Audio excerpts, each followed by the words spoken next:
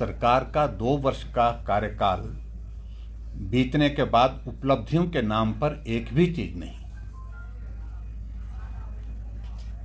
लेकिन उसके बावजूद भी जश्न मनाया जा रहा है। एक तरफ हिमाचल प्रदेश घोर आर्थिक संकट के दौर में से गुजर रहा है, जिसका मुख्यमंत्री कभी विधानसभा के अंदर, कभी जनसभा में, कभी अधिकारियों की बैठकों में जिक्र करते रहते हैं।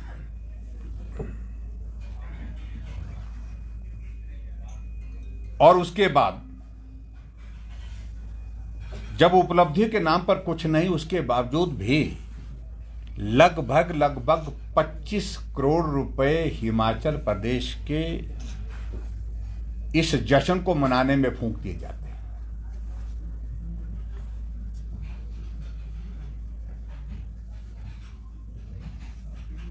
पहले जश्न का स्वरूप कुछ और तरह का बनाया गया था। केंद्र से राहुल गांधी को निमंत्रण दिया, उन्होंने मना कर दिया। सोनिया गांधी को निमंत्रण दिया, उन्होंने मना किया। प्रियंका गांधी को निमंत्रण दिया, उन्होंने मना किया। अंत में खड़गे जी को निमंत्रण दिया, उन्होंने मना किया। और सीधी सी बात है कि केंद्र का कांग्रेस पार्टी का नेतृत्व ने यह साफ संदेश दिया कि हिमाचल प्रदेश में 2 साल के कार्यकाल में सरकार चल पाई, इसके सिवाय कोई भी उपलब्धि के नाम पर जिक्र करने लायक बात नहीं है। इसलिए उन्हें किनारा किया सब लोगों ने।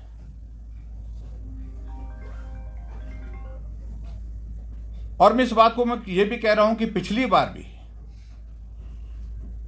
जब 1 साल का कार्यकाल पूरा हुआ था, उस वक्त भी प्रियंका गांधी यहां हिमाचल प्रदेश में ही शिमला थी और उन्होंने भी आना उचित नहीं समझा।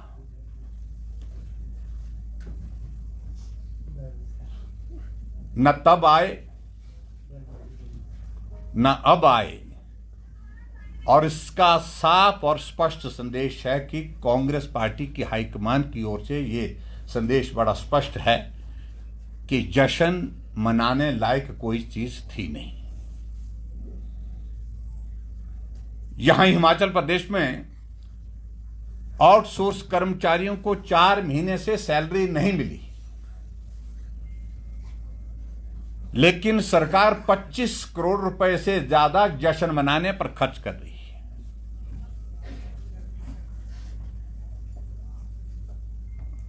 आज दिसंबर की 12 तारीख है। आज एचआरटीसी के पेंशनर को आज शायद पेंशन मिली है, आज मुझे जो जानकारी मिली है। और कल वहां पर बड़े ऊंचे शब्दों में कहा जा रहा था कि किसकी पेंशन रही तो नहीं, किसी की सैलरी रही तो नहीं।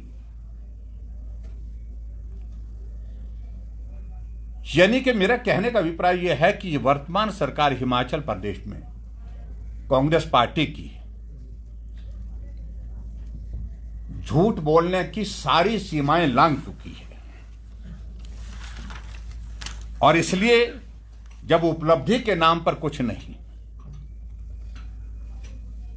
जब हिमाचल प्रदेश की चारों तरफ जो है वो फजीहत होती जा रही है, जब हिमाचल प्रदेश नीलामी के कगार पर पहुंच गया,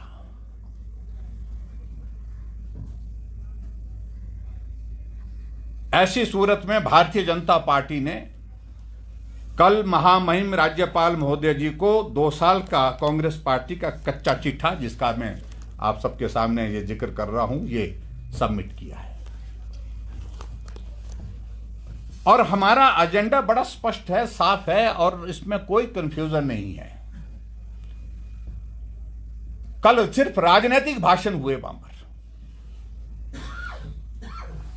लेकिन जो हमने जो प्रश्न खड़े किए हैं, जो आरोप लगाए हैं, क्या उस पर कोई सफाई देने की स्थिति में हो पाया?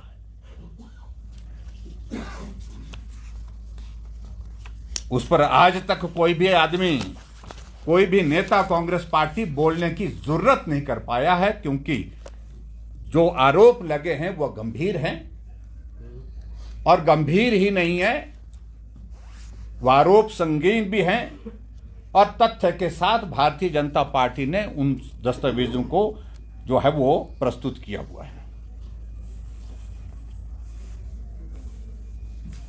सबसे बड़ी बात तो यह है कि भ्रष्टाचार के मुद्दे को लेकर के भारतीय जनता पार्टी प्रमुख रूप से अपनी बात पहले दिन से कह रही है। जब से सरकार बनी है कुछ बातें इस प्रकार से घटित होने लगी जिन पर प्रश्न खड़े हो रहे थे, और सबसे पहली शुरुआत मुख्यमंत्री के कार्यालय से हुई।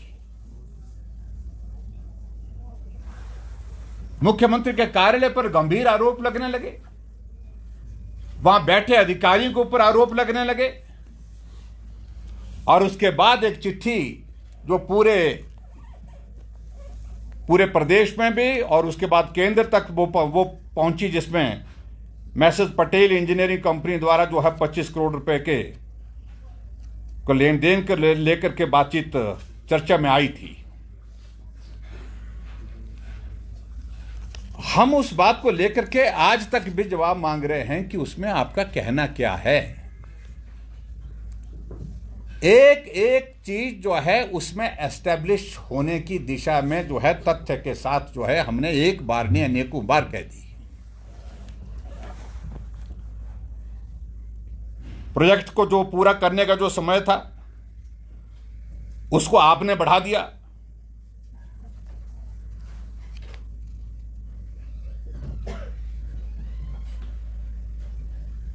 और जबकि उसमें जो है 162 करोड़ रुपए का जुर्माना लगना था उसको भी आपने छोड़ दिया, और कंपनी को 150 करोड़ रुपए का काम बढ़ा करके 288 करोड़ रुपए आपने कर दिया। और खास तौर से जो घपला असली आगे जो घपला उसमें जो है, जो भ्रष्टाचार जिसमें हुआ है, वो सबसे ज्यादा कि जो मिट्टी की मलबे की जो क्वांटिटी उसको बढ़ा करके 1,74,000 क्यूबिक मीटर से बढ़ा करके 3,74,000 क्यूबिक मीटर उसको बनाना, ये सीधा सीधा भ्रष्टाचार का एक बहुत बड़ा उदाहरण है। हम हिमाचल प्रदेश की सरकार से ये पूछते हैं कि इस सारे मामले को लेकर के आपका क्या कहना है। पिछले कल इन्होंने भाषण दिए, राजनीतिक भाषण दिए, लेकिन उसके बावजूद इन्होंने इस सारे विषय पर अपनी बात स्पष्ट नहीं की है।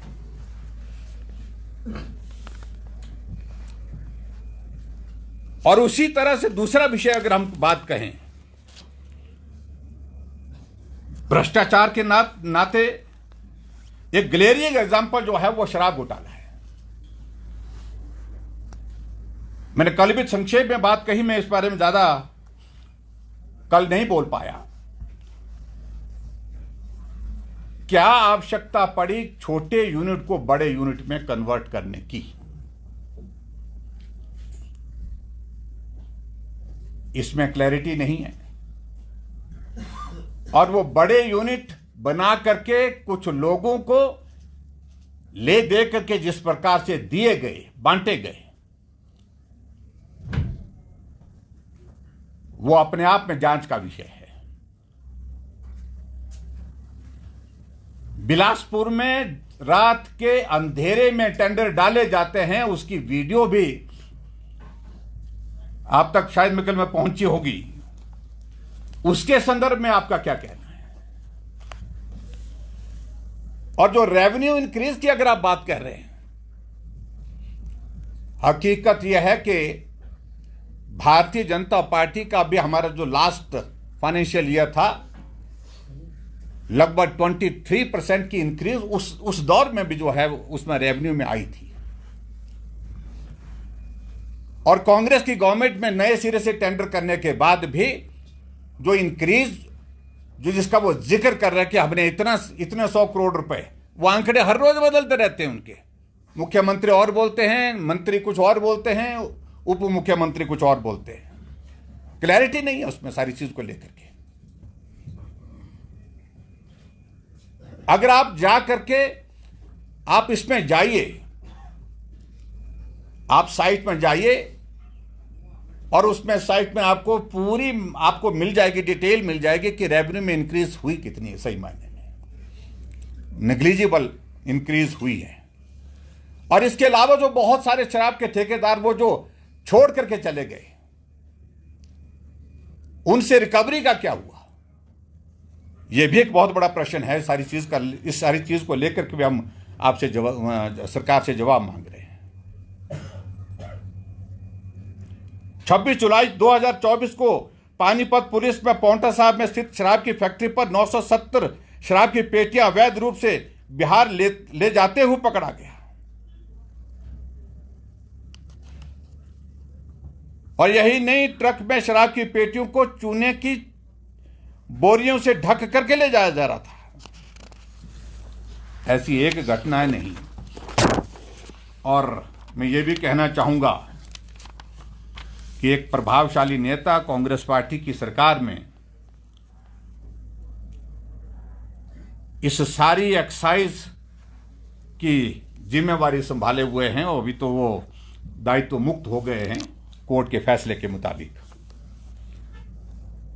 और इसके अलावा ऊना जिला में एक नेता जो चुनाव लड़ते हैं, हारते हैं, उनका इन्वॉल्वमेंट किस प्रकार से इस लिकर के माफिया के साथ बना हुआ है, यह भी जांच का विषय है। इस बात को लेकर के भी मैं साफ शब्दों में कह रहा हूं।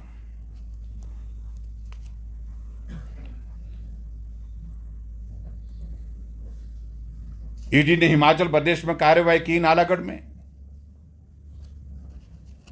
जिसमें 9 करोड़ 31 लाख रुपए की जो है वो संपत्ति जब्त की है। और वर्तमान में अभी हालात तो यह है, जो शराब नीति जो जिसका जिक्र बड़े भारी हमारे मुख्यमंत्री जी करते हैं, मैक्सिमम रिटेल प्राइस एमआरपी लिखने के बजाय मिनिमम रिटेल प्राइस लिखा जा रहा है। आप जाकर के कुल्लू में जाकर के देखिए, आप जाकर के दूसरे हिस्सों में जाकर के देखिए किस प्रकार से उससे करोड़ों रुपए का स्टेट गवर्नमेंट को नुकसान हो रहा है। और इसके बाद आगे बढ़कर के अगर हम कहते हैं, अगर भू घोटाले की अगर बात कहते हैं, जमीन के घोटाले की अगर बात कहते हैं,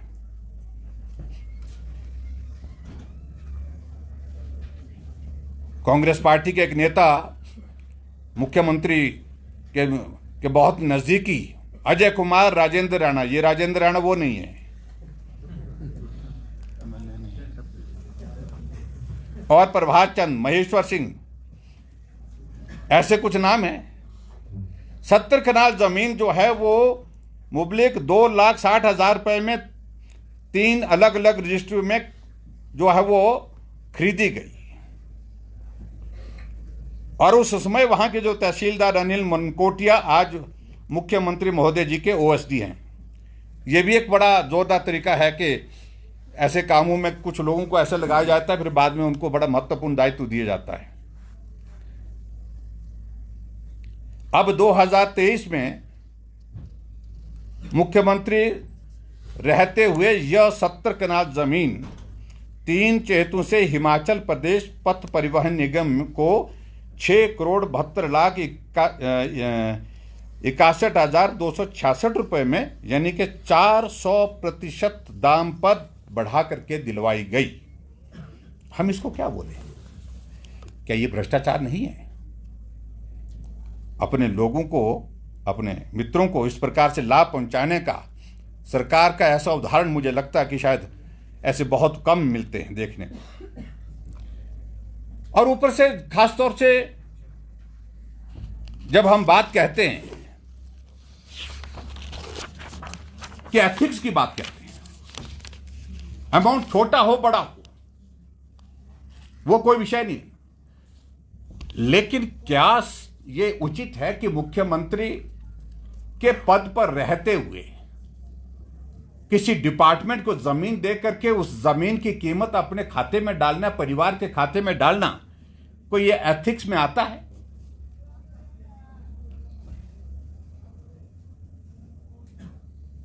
और मैं इस बात को कह सकता हूं, दावे के साथ कह सकता हूं कि ये एथिक्स के विरोध में है।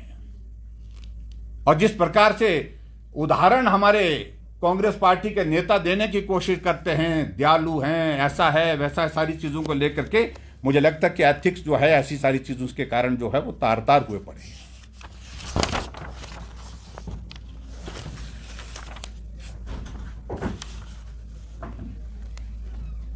खनन माफिया से संबंधित मुझे लगता है कि बहुत विस्तार से कहने की आवश्यकता नहीं है, उस बारे में तो विस्तार से बातें हुई पड़ी है।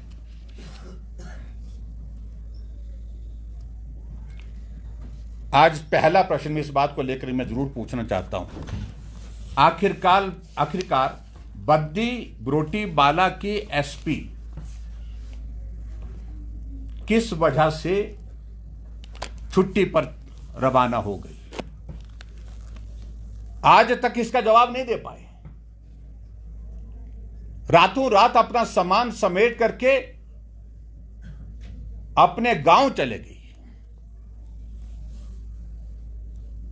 क्या यह जांच का विषय नहीं हो सकता है? क्योंकि भ्रष्टाचार को रोकने के लिए, खनन माफिया को रोकने के लिए उन्होंने प्रयत्न किया, उसकी सजा उनको भुगतनी पड़ी है।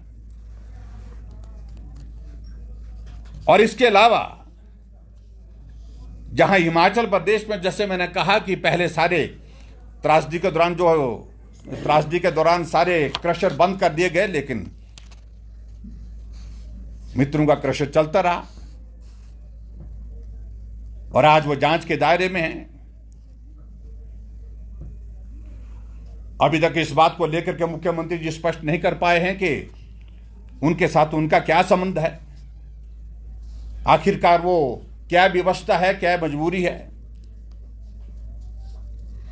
और एक तरफ से मुख्यमंत्री कह रहे हैं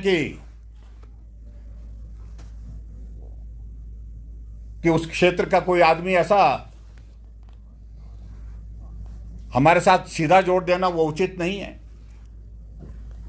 नाम तो तब जुड़ा जब वो गाड़ियों में बैठ करके आपके साथ सचिवालय के प्रांगण में प्रवेश करते हैं और बहुत आपने इज्जत के साथ उनका वहां उतरते वक्त खैर मकदम किया, स्वागत किया, दरवाजा खोला।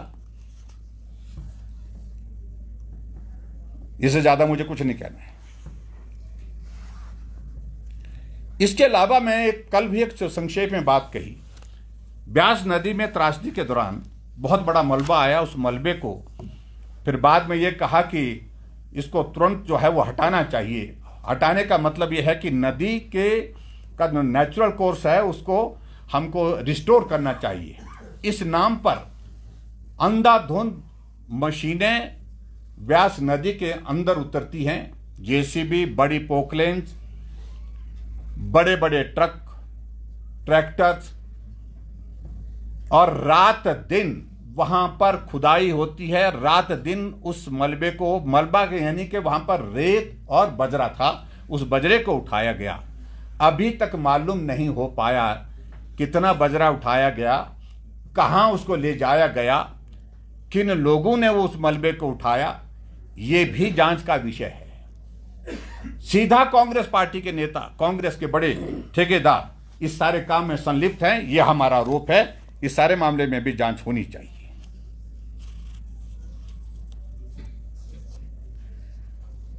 और खासतौर से कांगड़ा, ऊना, हमीरपुर में जिस प्रकार से खनन माफिया जो और सिरमौर पे हावी है, वो सारी चीज को लेकर के चिंता का विषय बना हुआ है। फिर हम अगर आगे बात कहते हैं हिमाचल ऑन सेल,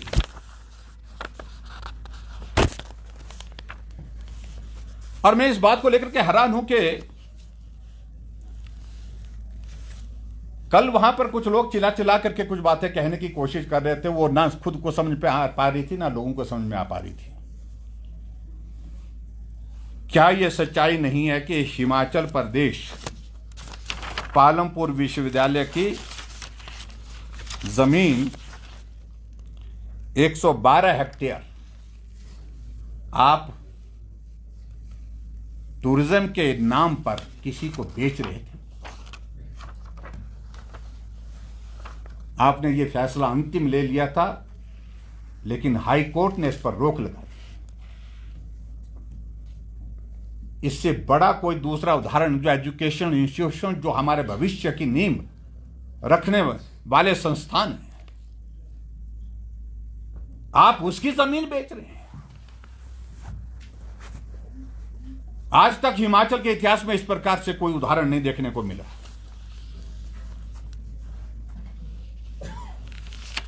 लेकिन आपकी मंशा उसमें साफ हो गई थी, जाहिर हो गई थी, लेकिन उसके बावजूद वो रुका पड़ा है। इस सारे मामले में आपका क्या कहना है? आज हिमाचल भवन दिल्ली हमारा नीलाम हुआ पड़ा है कोर्ट के जजमेंट के मुताबिक, कोर्ट के फैसले के मुताबिक। क्या आपने डबल बेंच के लिए उसके लिए उचित नहीं समझा? डबल बेंच में जाकर के उसको रोकना चाहिए। क्या आपने उचित नहीं समझा कि हम हिमाचल प्रदेश में अगर आपके पास जो है वो 80 वकील जो सरकारी पैसा वहां पर लूट रहे हैं? मतलब अभिप्राय मेरे कहने का यह है कि वहां पर खड़े होकर के मूक दर्शक होकर के वहां पर गवर्नमेंट का पक्ष, सरकार का पक्ष रखने में पूरी तरह से विफल हैं। एडवोकेट जनरल से लेकर के additional advocate, deputy advocate general से लेकर के सारी जो टीम बना करके वहां पर खड़ी की, क्योंकि वो सुक्खू भाई जी की टीम है।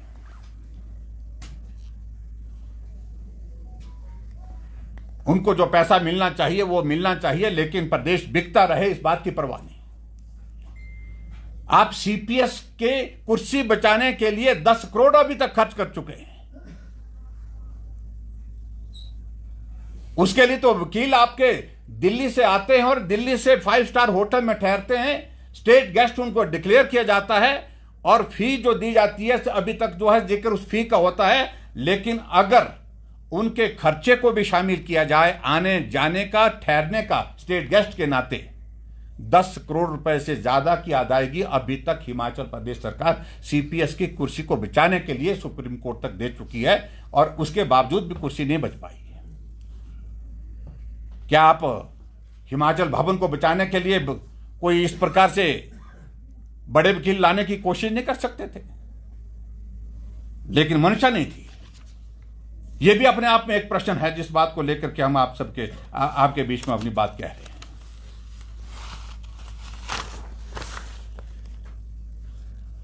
हिमाचल प्रदेश में टूरिज्म के 18 यूनिट को बंद करने के आदेश होना, यह सचमुच में बहुत बड़ा चिंता का विषय है। और उसमें फिर जाकर के बाद में 9 पर रोक लगी है, लेकिन 9 तो अभी तक भी लगे हुए हैं। ये कनाइजेंस है मिल करके ऐसे कुछ रास्ते तलाश रहे हैं पिछले 2 वर्षों से कुछ साथी, ताकि हिमाचल प्रदेश में इन टूरिज्म के यूनिट को बेचा जा सके। हम इस बात को लेकर के थोड़ा सहमत हो जाते, चलो हम मान लेते लॉस मेकिंग यूनिट्स के बारे में सोचा जा सकता था, लेकिन आपने उन यूनिट्स को भी लॉस मेकिंग यूनिट में डाल दिया जो प्रॉफिट देते हैं हिमाचल प्रदेश। चैल पैलेस आपका धौलाधार ये धर्मशाला का, आपका मनाली का टूरिज्म का हमारा यूनिट, वो सबके सब प्रॉफिट में चलते हैं। उसके बावजूद भी आप उनको बेचने पर आमदा हुए पड़े हैं। इसका मतलब कि आप ईमानदारी से इस काम में नहीं है। आप एक ही चीज चाह रहे हैं कि ये सारे यूनिट जो है हम बेच दें। और मुख्यमंत्री ने स्वयं इस बात को स्वीकार किया है।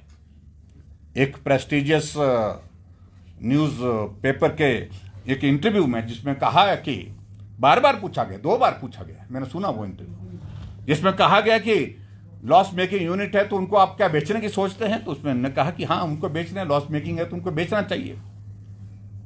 और एक तरफ से दूसरे इनके उप मुख्यमंत्री महोदय जो है चिल्ला चिल्ला करके बोलते हैं कोई उंगली नहीं लगा सकता। पहले आपस में तय कर लो आप लोग, मुख्यमंत्री क्या कहते हैं, उप मुख्यमंत्री क्या कहते हैं। इन सारी चीजों को लेकर के मेरा यही कहना है कि ये बहुत बड़े ऐसे उदाहरण हैं जिन चीजों को लेकर के कांग्रेस पार्टी से हम जवाब मांगते हैं। और आगे बढ़कर के मैं इस बात को लेकर के ये भी कहना चाहता हूं कि जो कोऑपरेटिव बैंक का जो ओटीएस का वन टाइम सेटलमेंट का एक उदाहरण देखने को मिला है, ऊना के जो विधायक के संदर्भ में 5 करोड़ 97 लाख में से 3 करोड़ 15 लाख रुपए माफ कर दिए गए। क्या ये पैसा अपने लोगों के ऊपर लुटाने के लिए है हिमाचल प्रदेश में? ये बहुत ऐसे ग्लेरिंग एग्जाम्पल है जिस पर जांच होना बहुत आवश्यक है।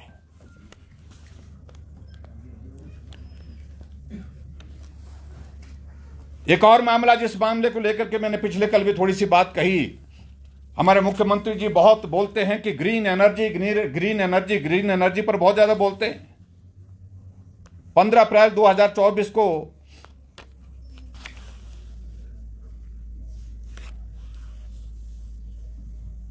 उद्घाटन जो है वो मुख्यमंत्री जी ने एक पेखूवाला में 32 मेगावाट के एक ग्रीन एनर्जी प्रोजेक्ट का किया है, और जिसमें 220 करोड़ रुपए खर्च हुए। और सिमिलर इसी तरह का प्रोजेक्ट जो है वो 35 मेगावाट का गुजरात में होता है, वो 140 करोड़ में पूर्ण हो जाता है, और यहां 220 करोड़ रुपए में वही प्रोजेक्ट। और मेगावाट में भी फर्क है कि यहां का जो प्रोजेक्ट है वो 32 मेगावाट का है, और जो गुजरात का जो प्रोजेक्ट है वो 35 मेगावाट का है। और प्रोजेक्ट कॉस्ट को लेकर के मैं बड़ा साफ कहना चाहता हूं कि अगर टेरेन का इशू होता तो भी समझ में आता। जहां ये प्रोजेक्ट है ये गुजरात की तरह ही एक तरह का समतल इलाका है। क्या इस पर जांच होने का कोई कारण नहीं बनता है? बनता है, लेकिन उसके बावजूद भी सारी चीज का जवाब देना मुश्किल लग रहा है।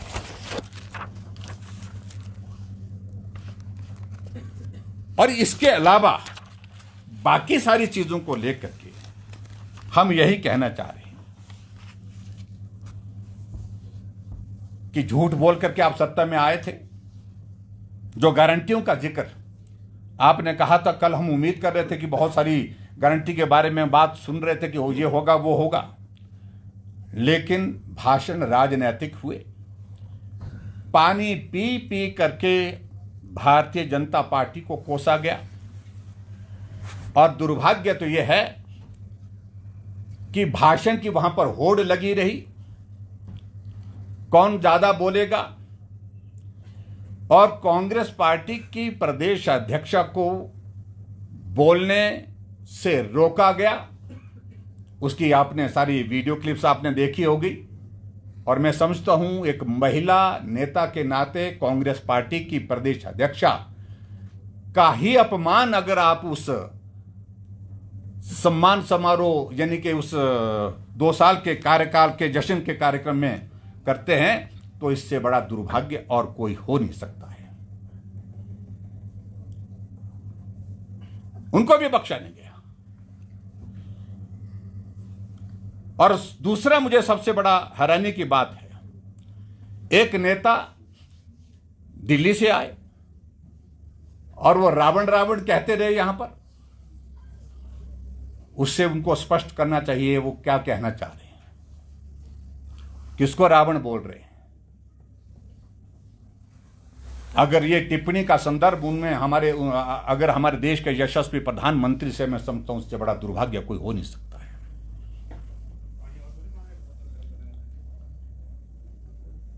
उनको इसके लिए माफी मांगनी चाहिए। और मैं यही कहूंगा कि एक नेता, खासतौर से जो उप मुख्यमंत्री वहां पर, मुझे लगता कि थोड़ा वो हिल गए। मैं उनके बारे में अब ज्यादा कुछ नहीं कहना चाहता हूं। जब विपक्ष में थे तब भी मैं देखता था, कई बार उनको ऐसा दौरा पड़ता था, रात के 2 बजे भी वो कमरे में रिकॉर्डिंग करके अपने वीडियो जारी करते थे। आप लोगों ने भी सुनी होगी। आपने बहुत कर लिया। उस वक्त भी हमारे खिलाफ जो बोलना था विपक्ष की भूमिका थी। और क्या क्या नहीं बोला। न सब्र है, न संयम है, न शर्म है। और सही मायने में उनकी फ्रस्ट्रेशन है कि वो सत्ता में रहते हुए भी वहां पर विपक्ष की ही भूमिका की तरह एक तरह से हैं। वो उनकी हालात है। और जो लंबरदार वाला जो उदाहरण वो सुना रहे थे, उस सिलसिले में तो इतने कहूंगा, मैं तो 5 वर्ष में मुख्यमंत्री रह लिया। अब कई बार हटाने के लिए प्रयत्न करते रहे, जो साजिश षड्यंत्र आप निम्न स्तर तक जहां तक जा सकते थे आप गए, लोएस्ट पॉइंट तक गया हुआ व्यक्ति। लेकिन उसके बावजूद भी हमने 5 साल का कार्यकाल पूरा भी किया और हिमाचल प्रदेश की जनता की सेवा भी की। आज भी लोग उन योजनाओं को याद करते हैं। लेकिन वो नंबरदार वाली जो बात है, मुझे लगता कि उन पर फिट हो सारा पिंड मुक जाएगा, खत्म हो जाएगा। लेकिन मुझे लगता नहीं कि उनकी बारी आएगी। ये स्थिति में उन पर ही कहता हूं। और जिस तरह से अधिकारियों को वहां पर मंच पर से चीफ सेक्रेटरी, डीजीपी के बारे में टिप्पणी की गई, वो सरकार का एक आलम है, एक सामने आईने में वो दिख रहा है सारी चीजें। उसका मतलब क्या है कि फ्रस्ट्रेशन ही फ्रस्ट्रेशन है, भड़ास निकाली जा रही है। समोसा हमने तो खाया नहीं, जांच के आदेश आपने किए, फजीहत आपकी हुई,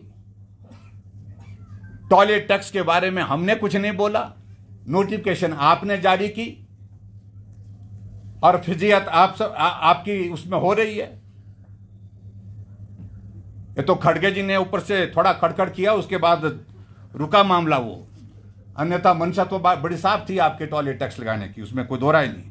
अब कह रहे कि भी कि जयराम टॉयलेट सारा दिन बैठा रहे, उसके बावजूद भी जो टैक्स लगे तो हमको बताना जरा। आप क्या भाषा का इस्तेमाल कर रहे हैं? एक एक नोटिफिकेशन आपकी की हुई है। क्या ये सही नहीं है कि आपने 2 साल से खाली पड़े पदों को समाप्त करने की नोटिफिकेशन की? हमारा दोष है उसमें क्या? 1,50,000 पद आपने समाप्त कर दिए। यह प्रश्न हमारा पूछने का बनता नहीं क्या? क्या यह सत्य नहीं है कि अधिकारियों को जिस प्रकार की अब धमकियां देने के साथ साथ में अब मीडिया पर भी आ गई कि वो छापो जो हम बोल रहे हैं, ये सरकार चलेगी? अरे सरकार आप चलाइए, दबा करके मत चलाइए। आपकी कोई परवाह नहीं करता यहां पर कि सोचे कोई भी सरकार है और दबाव डाल करके चिल्ला करके अपनी बात कहने की कोशिश करेंगे, उस सारी चीज को कोई बर्दाश्त नहीं करने वाला है। हम लोकतंत्र में रहते हैं, हमारी आवाज नहीं दबाई जा सकती है, ना ही मीडिया की कलम को तबाह किया जा सकता है, ना ही उसको दबाया जा सकता है। ये लोकतंत्र है, हम लोकतंत्र में रहते हैं। थोड़ा सहम करके बात करिए, सोच समझ करके बात करिए। मैं यही कहूंगा। कुल मिलाकर के मित्रों, एक जनाजा था देखने का, वो कल जनाजा निकाला उनने अपने 2 साल के सरकार के कार्यकाल का, जिस पर पूरा हिमाचल प्रदेश आज हंस रहा है, जहां विकास के नाम पर सारी चीजें रुकी पड़ी है, गारंटियां ज्यों की त्यों खड़ी की खड़ी पड़ी है। आपका हिम केयर बंद पड़ा हुआ है, आपका जनमंच बंद पड़ा हुआ है, सहारा योजना बंद पड़ी है, आपकी गृहिणी सुविधा योजना बंद पड़ी है, आपके हिमाचल प्रदेश में जो हमारी शगुन योजना थी वो बंद पड़ी है, मुख्यमंत्री स्वावलंबन योजना बंद पड़ी है, जिससे बहुत सारे नौजवानों को लाभ मिलता था। आपने युवाओं के साथ भी धोखा किया, आपने महिलाओं के साथ भी धोखा किया, जो 1500 का वादा किया था और आप वादे से मुकर गए हैं। और इसलिए कल के सभा में ये सारा जो एक्सपोजर हुआ है उस कार्यक्रम में, तो उसमें मुझे लगता है कि हकीकत आपके सामने ठीक है। आपने बसों में लोग उठा करके वो लोग लाए, बहुत बड़ी तादाद तो उसमें सरकारी कर्मचारियों की थी। और एक बात मैं जरूर और कहना चाहता हूं, जो यहां 264 रुपए 1.5 किलो का हीटर का जो है वो लिया गया। और बयान दिया उस मंडी जिलसराज के रहने वाले मोहनलाल ने न्यूज़ 18 से फ़ोन पर बातचीत में बताया कि उन्होंने इस दौरान कंडक्टर से कहा कि यह घरेलू सामान है तो लिस्ट दिखाई और कहा इलेक्ट्रॉनिक आइटम का किराया लगता है। जब इस मामले में कंडक्टर को तर्क दिए तो उन्होंने कहा कि वह हीटर क्यों ले जा रहा है। मोहन ने बताया कि 1300 रुपये का हीटर था और वो कांगड़ा में सेंट्रल यूनिवर्सिटी में पढ़ते वहीं ले जा रहे थे। गौरतलब है कि शिमला से धर्मशाला की दूरी 241 किलोमीटर है और इससे पहले मंडी से औड तक के लिए कुकर का जो है 23 रुपये का टिकट काटा गया था। ये सारी चीज़ों को लेकर के कह रहे हैं कि हम FIR दर्ज करेंगे। दर्ज करिए उन लोगों के खिलाफ जिन लोगों ने बयान दिया। हम तो वही प्रतियां आपके सामने दे रहे हैं, वो हमारे सामने डिटेल्स हैं। तो इसलिए मैं आप सबके बीच में मित्रों आज की इस पत्रकार वार्ता के माध्यम से यही कहूँगा कि ये हिमाचल प्रदेश का दुर्भाग्य है। कांग्रेस पार्टी की सरकार का 2 वर्ष का कार्यकाल जश्न लायक कोई चीज़ ना होने के बावजूद भी जश्न मनाया गया। 25 करोड़ रुपए से ज़्यादा का पैसा इस पर फूंक दिया गया, जबकि हमारे नौजवानों को रोज़गार नहीं, विकास के कार्य सारे ठप पड़े हैं, गारंटियां जहां की तहां खड़ी की खड़ी पड़ी हैं। आउटसोर्स कर्मचारियों को 10,000 से ज़्यादा उनको निकाल दिया गया है और उसके बाद आउटसोर्स कर्मचारियों को पिछले 4 महीने से सैलरी नहीं मिल रही है, लेकिन 25 करोड़ रुपए जश्न पर बर्बाद कर दी। Thank you. ठाकुर साहब, कल के आयोजन में आप ही निशाने पर रहे कांग्रेस के मुख्य तौर पर। जी धन्यवाद। अब आपने जो कल राज्यपाल को ज्ञापन सौंपा, कच्चा चिट्ठा, तो आप कह रहे हैं इसमें तथ्य है, सब कुछ है, तो सेंटर में तो आपकी एजेंसियां, ये सारी चीज़ों का दरवाजा भी खुला है। हम इस बात को लेकर के एक ही चीज़ कहना चाह रहे हैं कि सरकार के पास यहाँ पर प्रदेश स्तर पर भी एजेंसीज हैं, जांच तो करें, अपने आप तो संज्ञान लें इन सारी चीज़ों को। ये आरोप हैं, ये गंभीर आरोप हैं, खुलेआम हैं, तथ्य पर आधारित है। जहां सेंट्रल एजेंसी की बात होगी उसके बाद उसके बारे में बात होगी तो बाद में बात होगी, लेकिन हम चाह रहे हैं कि पहले तो स्टेट गवर्नमेंट करे और हमारे आरोप है, इन आरोपों का पहले जवाब तो दे।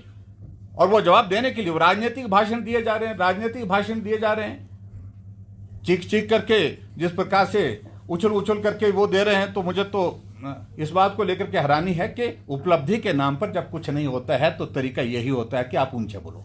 कल उन्होंने एक बात बोली वहाँ पे बिलासपुर में जी ने कि जयराम जी इस्तीफा दें या मैं इस्तीफा दूंगा पॉलिटिक्स से, कि पेंशन और तनख्वाह अगर एक भी व्यक्ति बता दे जिसको नहीं, मैं बता रहा हूँ आपको, एक मिनट, क्या आप डिमांड करेंगे उनकी देना चाहिए? नैतिकता अगर है तो आज ही दे देना चाहिए, थोड़ी सी भी नैतिकता अगर है।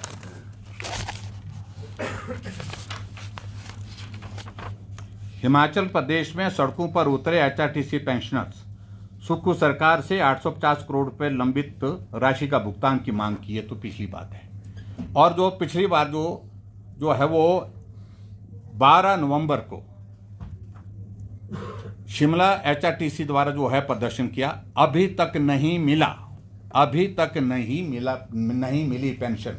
अगर नैतिकता है तो त्यागपत्र दे। और आज मेरी जानकारी के मुताबिक आज 12 दिसंबर है, HRTC की पेंशन आज डाली है। जहां हमने त्यागपत्र की बात कही है तो कल की डेट से उसको मान लिया जाए, और कल की डेट में वो पेंशन नहीं मिली थी, त्यागपत्र दे। आपने कल की रात बोले भाजपा विधायकों ने मुलाकात की थी, घोटालों की सरकार करार दिया, क्या घोटालों की गूंज विधानसभा के विंटर सेशन में भी सुनाई देगी? निश्चित रूप से मुद्दे होंगे, प्रमुख मुद्दे होंगे। सर, ये भ्रष्टाचार के आरोप को भाजपा लगा रही है, अधिकतर भ्रष्टाचार के आरोप मुख्यमंत्री या उनके पास जो विभाग है, क्या मंत्रियों को क्लीन चिट है? नहीं, किसी को कोई क्लीन चिट नहीं है। हमारे पास जो इसमें आरोप है इसमें बहुत लंबा है विषय, क्योंकि ये बहुत बड़ा डॉक्यूमेंट है, इसमें बहुत सारे, मैंने प्रमुख रूप से 4-5 पॉइंट्स पर जो अपनी बात कही। हमने इसको पढ़ा, आपने मुख्यमंत्री कार्यालय और एक लोक निर्माण विभाग का और एक पूर्व CPSC पत्नी का मामला है, तो बाकियों के मामले नहीं। IPH का भी इसमें है, PWD का भी थोड़ा जिक्र इसमें है, उसमें बहुत सारी चीज़ें हैं इसमें, लेकिन अभी तो हमने ये कहा है कच्चा चिट्ठा, पक्का अभियान बाकी है। अच्छा, एक सर कल मुख्यमंत्री ने कहा है कि एक पहले जो ये कांग्रेस के सलाहकार होते थे अब भाजपा के सलाहकार बने हैं, नड्डा जी को 4 पोजीशन ऐसे जेब में रखा है। तो वो राजनीतिक दृष्टि से उनका एक फ्रस्ट्रेशन है। उनका पहले उनके साथ होते थे, साथी होते थे, मिलकर के काम करते थे, आज उनसे वो अलग हुए। ये भी एक वजह जानने की है कि आखिरकार आपके साथी छोड़ करके क्यों गए। उसी में एक बात बोली कि ये आपके जो कहीं ऐसा ना हो कि बीजेपी के विधायक जो है 28 से 20 रह जाए और जो है हमारे जो है 40 से जो है 48 हो जाए। ऐसा है कि मुझे लगता है कि वो गणित के मामले में खराब है काम, और वो काम उनको उस बात को महसूस करना चाहिए कि पूरी सरकार लगी, लेकिन उसके बावजूद भी वो मुश्किल से जितने थे उतने हो पाए। लेकिन भारतीय जनता पार्टी 25 से 28 पर पहुंची है। चारों लोकसभा की सीटें हमने जीती है, राज्यसभा की सीट हमने जीती है। जश्न मनाने का अवसर तो हमारा है, और उनका जश्न मनाने का जो है वो हमको समझ में, लेकिन इतना ही उनका है कि जश्न इस बात का मनाओ यारो कि जैसे कैसे गिरते पड़ते 2 साल हमारे पूरे हो गए। उम्मीद नहीं थी। सर क्या आप जश्न मनाएंगे कि 4 सीटें लोकसभा की आ गई, एक राज्य नहीं, देखिए वो तो हमने जश्न मना भी लिया है। वो तो हम रोज सरकार 5 साल चलेगी। नहीं, देखो सरकार के बारे में ऐसे में कोई वो भविष्यवाणी ज़्यादा करता नहीं। जो हालात हैं, जो हालात हिमाचल प्रदेश में कांग्रेस पार्टी के सरकार के हैं वर्तमान में, तो सरल नहीं है, कठिन है। और ऐसे दौर में मुझे लगता है कि सरकार का सिर्फ एक ही काम रह गया है, सरकार जैसे कैसे चलती रहे, बाकी प्रदेश के किसी काम से कोई लेना देना नहीं है। ये हमने हिमाचल प्रदेश के आज तक की सरकारों का पहला ऐसा दौर देखा है जिससे कोई आदमी मिलने आए तो कोई मिलता नहीं है, काम के लिए आए काम उसका होता नहीं है, सरकार बची रहे, इसी बात के लिए ही सारी चीज़ें चल रही हैं। बस इतना ही है। कल के फंक्शन में सर एक बात आ रही थी कि बीजेपी जो है वो डेमोक्रेटिक सेटअप जो है उसको चुनौती दे रही है, बार-बार एक लोकतांत्रिक व्यवस्था को नहीं मान रही, गिरने की बात कर रही है। देखिए सरकार चलाने की जिम्मेवारी हमारी नहीं, वो उनकी है, और हमारी ओर से उनको मदद की उम्मीद रखनी भी नहीं चाहिए। हम विपक्ष में हैं, विपक्ष की भूमिका हम निभा रहे हैं, लेकिन मैं इतना ज़रूर कहना चाहता हूँ, लोकतांत्रिक मूल्यों का हम सम्मान करते हैं। हमने कोई भी काम ऐसा नहीं किया है और जिसमें लोकतंत्र को चोट पहुंची हो। मेरा साफ शब्दों में उनकी नाराज़गी, साथियों की नाराज़गी उनसे जिस वजह से भी हुई है, तो नाकामयाबी, नालायकी नेतृत्व की होती है। तो इसलिए इस बात को उनको स्वीकार करना होगा कि उनके साथी छोड़ करके चले गए। सर वो कह रहे हैं कि दिल्ली में आप पैरवी नहीं कर रहे हिमाचल के हितों की, जो पैसा आना चाहिए उसको रुकवाने के लिए जाते हैं। देखिए दिल्ली पूरा मदद कर रहा है, लगातार मदद कर रहा है। मैं समझता हूं कि ये एक रोना जो है वो पिछले 2 वर्षों से रोए जा रहा है, इसका कोई औचित्य नहीं, कोई अर्थ नहीं, कोई मतलब नहीं। पूरा केंद्र सरकार का सहयोग है हिमाचल प्रदेश के विकास के लिए, और आज हिमाचल प्रदेश में मैं इस बात को मैं ज़रूर कहना चाहता हूं कि कर्मचारियों को सैलरी मिल रही है, पेंशन मिल रही है। ये तब मिल रही है जब रेवेन्यू डेफिसिट ग्रांट की 550 करोड़ रुपए की किस्त जारी होती है, तब मिल रही है। और जो सेंट्रल टैक्सेस का शेयर हिमाचल प्रदेश को मिलता है वो मिल रही है। हिमाचल प्रदेश को जो CRF के प्रोजेक्ट्स मिले हैं तब सड़कें बन रही हैं। PMGSY के प्रोजेक्ट हिमाचल प्रदेश को 3,000 करोड़ रुपए के मिले हैं, तो तब जाकर के सड़कें बन रही है। अन्यथा हिमाचल प्रदेश में सरकार विकास किस आधार पर कहाँ कर रही है, किस बजट के माध्यम से कर रही है, इस बात को अगर कांग्रेस के नेताओं से, सरकार के नेताओं से पूछेंगे तो मुझे लगता है कि उनसे आपको जवाब मिलेगा। शून्य है सब जगह। HRTC लैंड स्कैम वाला इशू विपक्ष की तरफ से विधानसभा में भी उठाया गया था और पिछले लंबे समय से उठाया जा रहा है। ना विधानसभा के अंदर कोई निष्कर्ष पहुंच पाया, ना आज तक कोई एजेंसी इसके ऊपर आई है। कहीं ऐसा तो नहीं विपक्ष पब्लिक माइलेज के लिए मुख्यमंत्री? नहीं, देखिए एक बात तो बड़ी स्पष्ट है, ये माइलेज के लिए हम कह सकते हैं कि थोड़ा वक्त लग सकता है, लेकिन निश्चित रूप से माइलेज इसमें निकलेगी और इसमें डेफिनेटली इसमें इन चीज़ों का असर होगा। Thank you very much please. Thank you.